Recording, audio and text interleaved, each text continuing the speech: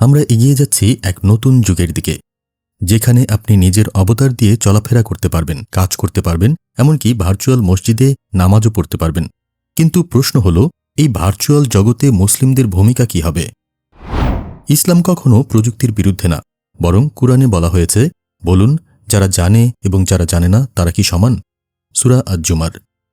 অর্থাৎ জ্ঞান ও প্রযুক্তিকে ইসলামে উৎসাহিত করা হয়, কিন্তু শর্ত একটাই, এটি যেন নৈতিকতার বাইরে না যায়।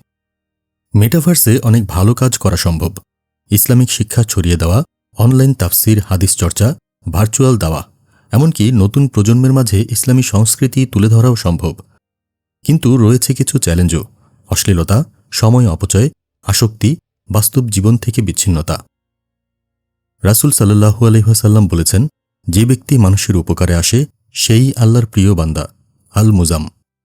তাই ভার্চুয়াল জগতে আমাদের ভূমিকাও হতে হবে মানবিক, সদাচারপূর্ণ ও ইসলামী আদর্শভিত্তিক। মেটাভার্স হবে হালাল যদি আপনি তা হালাল পথে ব্যবহার করেন। তাই প্রযুক্তি নয়, বরং আমরা কিভাবে তা ব্যবহার করি সেটাই আসল বিষয়। আপনি প্রস্তুত তো ভবিষ্যতের মেটাভার্স জগতে একজন সচেতন মুসলিম হয়ে পথ চলতে?